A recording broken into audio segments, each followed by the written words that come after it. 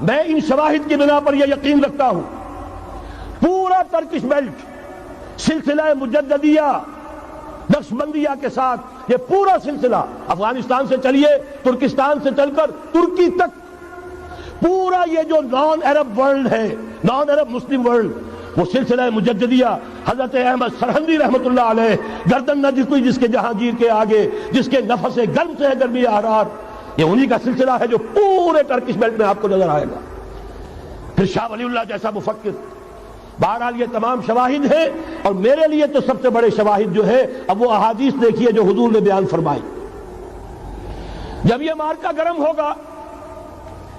ایک حدیث ہے حضور فرماتے ہیں ابن ماجہ کی روایت ہے حضرت عبداللہ ابن حارث رضی اللہ تعالیٰ عنہ سے یخرج ناس من المشرق یوطئون للمہدی یعنی سلطان ہی. جب اس عالم عرب میں دیکھیے ایک بات میں عرض کر چکا ہوں بڑی تلخ بات ہے عالم عرب ہمارا بہتر حصہ ہے افضل حصہ ہے ان کو اللہ نے فضیلت ہم سے بہت زیادہ دی ہے. سب سے بڑی فضیلت کہ محمد خود صلی اللہ علیہ وسلم عرب تھے یہ رتبہ بلند ملا جس کو مل گیا. پھر مستقل فضیلت اللہ کا کلام ان کی زبان میں موجود ہے مادری زبان. لہذا اگر انہوں نے کوتاہی کی انہوں نے پیٹھ دکھائی بہت بڑے مجرم ہیں اس میں کوئی شک نہیں اور یہی وجہ ہے یہ سارے ملاحد وہی ہونے ہیں. لیکن اس کے بعد پھر ان کے لیے فوجیں جائیں گی مشرق سے خون اسماعیل آ جائے گا آخر جوش میں اور کوئی حضرت مہدی وہ آئیں گے اور اٹھیں گے اور قیادت کریں گے دجال سے مقابلہ کریں گے اور اس ملاحم کے اندر قیادت فرمائیں گے. لیکن ان کی مدد کے لیے مشرق سے فوجیں آئیں گی. گویا کہ پہلے مشرقی کسی ملک میں یہ نظام قائم ہو چکا ہوگا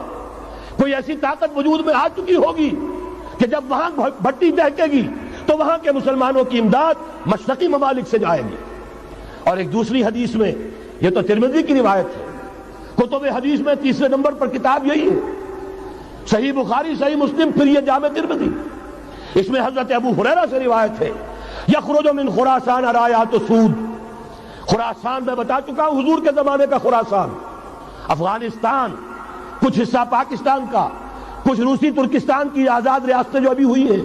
تھوڑا سا حصہ ایران کا یہ خراسان بزرگ یہ اولڈ گریٹر خراسان. یہاں سے فوجیں چلیں گی سیاہ علم برآمد ہوں گے اور کوئی طاقت انہیں روک نہ سکے گی ان کا منہ پھیر نہ سکے گی یہاں تک کہ وہ ایلیا حضور کے زمانے میں یروشلم کا نام تھا یہاں تک کہ ایلیا میں جا کر نصب ہو جائے. گویا کہ یہ جو ہمارے ہاتھ سے نکلا ہے قبضے سے پہلے بھی عربوں کے ہاتھوں سے نکلا تھا بیت المقدس یروشلم عرب واپس نہیں لے سکے تھے. کرد خون صلاح الدین ایوبی اس نے واپس لیا. عربوں میں دم نہیں رہا تھا عیاشیوں کی وجہ سے کھوکھلے ہو چکے تھے. میں تجھ کو بتاتا ہوں تقدیر امم کیا ہے شمشیر و سنا اول طاؤس و رباب آخر. یہی وجہ ہے کہ تقریباً 20 صدی کے بعد ان کی حکومت ختم. آسمارا حق بود در خون بارت بر زمین بر زوال ملک مستعصم امیر المومنی. یہ ہوا کہ نہیں ہوا جبکہ آئے ہیں تاتاری ہورس اور جنہوں نے کہ آخری خلیفہ بنو عباس اسے محل میں سے نکالا ایک کھال کے اندر لپیٹ کر اور اپنے گھوڑوں کے سوؤں تلے کچل دیا. عرب معزول کر دیے گئے تھے لیکن اب دوبارہ عربوں کو جب سہارا ملا ہے لیکن اب بھی انہوں نے کہیں اسلام قائم نہیں کیا. کوئی روس کا غلام رہا کوئی امریکہ کا غلام رہا کسی نے اس کا ساتھ دیا کسی نے اس کا ساتھ دیا. تہذیب ہے تو مغربی تمدن ہے تو مغربی وضع میں تم ہو نصارہ تو تمدن میں ہنود. یہ مسلمان ہیں جنہیں دیکھ کے شرمائے یہود. یہی معاملہ جب ان کا ہوا تو اب اللہ تعالیٰ کی طرف سے ان کے اوپر وہ عذاب کی بھٹی گرم ہونے والی ہے. لیکن اس کے بعد پھر یہاں سے جائیں گے وہ جو ان کی مدد کریں گے اور یہ ایلیا کو واپس لینے والے یہ مشرق سے چلنے والے لشکر ہوں گے. یہ 2 حدیثیں ابھی سن لیجئے. اور تیسری حدیث یہ ہے حضور نے فرمایا یہ سنن نسائی کی روایت ہے قال رسول اللہ صلی اللہ علیہ وسلم عصابتان من امتی احرزهم اللہ من النار. میری امت کے 2 لشکر ایسے ہوں گے جنہیں اللہ نے آگ سے نجات دے دی ہے پہلے ہی سے ڈکلیئرڈ ہے. عصابت تغزو الہند ایک لشکر کے جو ہند پر حملہ آور ہوگا وعصابت تکون مع عیسیٰ ابن مریم علیہ السلام اور دوسرا لشکر وہ ہے جو حضرت عیسیٰ کے ساتھ جا کر اور ان کے ساتھ مل کر یہودیوں کے خلاف جنگ کرے گا۔ میں اس حدیث کا جو مطلب سمجھتا ہوں واللہ عالم، یہ اسی علاقے میں جب انقلاب آ جائے گا، یہ علاقہ خراسان اور پاکستان، جب یہاں نظام خلافت قائم ہوگا، یہاں سے اسلام کی توسیع ہوگی، اور یہاں سے جانب مشرق ہند اور جانب مغرب یہ جو یہودیوں کا سیلاب آ رہا ہے، ان دونوں کا مقابلہ کرنے کے لیے انشاءاللہ العزیز، ورنہ یہ اصابتان جو ہے ایک حدیث میں جمع کرنے کی کوئی اور حکمت ہو نہیں سکتی، ورنہ تو ہندوستان پہ کئی لشکر آئے ہیں، لیکن یہ کہ در حقیقت اسی وقت جبکہ عالم عرب میں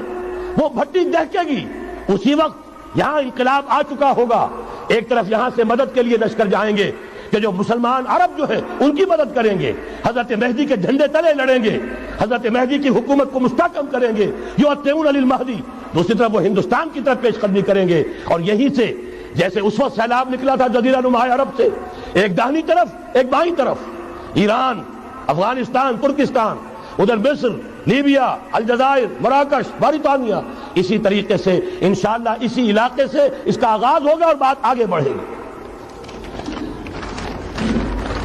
تو غرض اصل حاصل کیا ہے؟ یہ ہونا ہے، پچھلے آثار ثابت کر رہے ہیں کہ ہونا ہے، حضور کی احادیث بتا رہی ہے کہ یہی سے ہونا ہے، ہوا صرف یہ ہے ہم بھٹک گئے، ہمیں اپنی منزل یاد نہ رہی کہ آج ہمارا حال یہ ہے، ہماری قیادت، ہماری سیاست ان لوگوں کے ہاتھ میں ہے کہ وہ فریب خوردہ شاہی کے پلاہو کرگسوں میں، اسے کیا خبر کہ کیا ہے، تب وہ تاب جاویدانہ، ان کی تہذیب مغربی، ان کی ذہنیت مغربی، ان کی وضاقتہ مغربی، ان کا تمدن مغربی، ان کی سوچ مغربی، ان کے سارے اطوار مغربی، لہذا در حقیقت ایک تو یہ کہ ان سے چھٹکارا پانا، اور دوسرے یہ کہ در حقیقت مغرب کی تمام طاقتوں کو للکارنے کے لیے اس قوم کے اندر سے جذبہ ایمان، جذبہ جہاد کو برآمد کرنا، یہ دو کام ہیں جو کرنے ہیں، اور اگر ہم یہ کر لیں گے، جیسا کہ میں نے آیت آپ کو سنائی تھی، اللہ کا کوئی وعدہ غیر مشروط نہیں، ایمان اور عمل صالح، ایمان اور جہاد، یہ وعدے پورے کرو گے تو اللہ کا وعدہ بھی پورا ہوگا۔